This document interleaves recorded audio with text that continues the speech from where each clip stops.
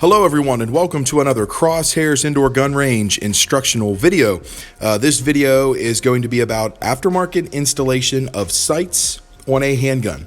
The model in question is a Sig Sauer P320 Compact. This will be the older model Sig Sauer P320, not the newer X5. However, installation for that model will be exactly the same. Before we begin any kind of firearm related exercise, we always want to make sure that the firearm is in fact unloaded and safe to be handled by removing the magazine and checking the chamber like so. Once you have confirmed that, you can go ahead and begin the takedown of the firearm by removing the upper assembly and taking the frame and setting it off to the side, as we are not going to be needing it for the time being.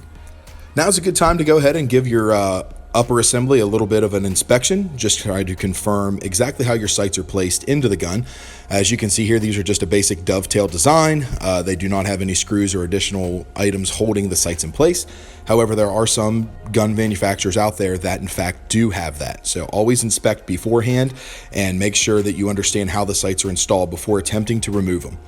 From here, you can go ahead and finish the disassembly of your firearm, setting the springs and barrels and such off to the side, because again, we won't need those again until reassembly. Okay, we've gone ahead now and placed our slide wrapped in a rag in our vise. I always recommend using a rag or some kind of a cloth before you secure your slide in the vise, and this just protects the actual, visual integrity of your slide and to make sure that the vise doesn't put any marks or scratches. Using a metal punch and a hammer, we're going to go ahead and remove our old sights. Always remember when removing sights to go from a left to right direction on removal and then a right to left direction on install. Easiest way to remember that is when you're taking them off, you should basically be removing them in the direction of your ejection port. And then of course, when you reinstall, you just reverse that process. Okay, now that our old sights have been removed, we've gone ahead and moved the slide around in our vise and are now going to begin the installation of our new sights. I'm going to go ahead and freshen up my chalk marks to give myself a good guideline on how far in I need to push my new sights. And we're going to go ahead and begin tapping these in again. And of course, just follow along with the guidelines that you've placed on the top of your slide using your chalk. You obviously don't want to over risk installing them too far and pushing them to the left, of course, because that will require you to have to bang them back a little bit, which isn't going to hurt anything as far as your sights are concerned, but it does increase the risk and chance of actually dinging and damaging your slide any more than you want to risk that. Okay, now we're putting the final touches on the installation of our front sight. We did go ahead and upgrade to a metal punch where initially we were using a plastic. I always recommend using a plastic punch to begin with, just because they do run less risk of scratching your slide and your sights and things like that. But when it is required and the extra force is needed, unfortunately sometimes you got to pull out the metal guys to bang them in. A couple more taps here and I believe our front sight's going to be good to go. So once we confirm that visually, we'll go ahead and take this guy out of the vise and see where we're at.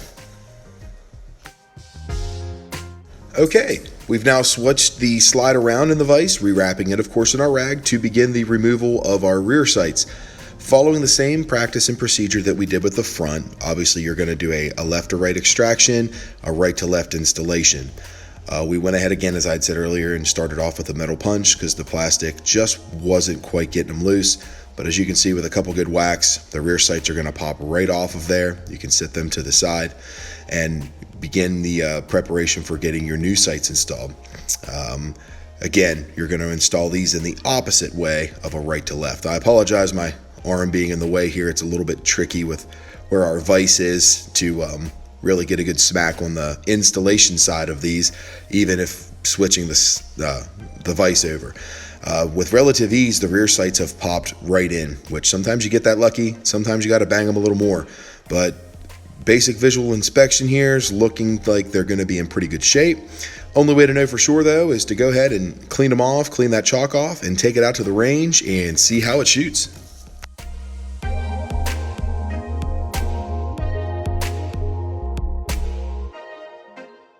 As you can see, we have her all cleaned up now. All the chalk and all the marks and everything are all removed with a nice, good, thorough clean down.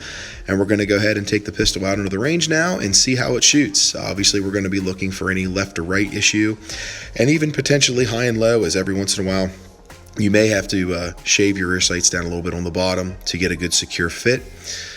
From what we can see here, from everything with it being shot, it looks to be doing pretty well. We will go ahead and throw a nice little group picture up there of where it was hitting for those 3 shots. All in all, we're very satisfied with it. And at that, I want to thank you all for tuning in and watching our video with us. And we do sincerely hope if you ever have any questions or ever need any advice or even someone to install some rear sights for you, that you'll consider Crosshairs. Thank you very much, everyone, and we will be back with you soon.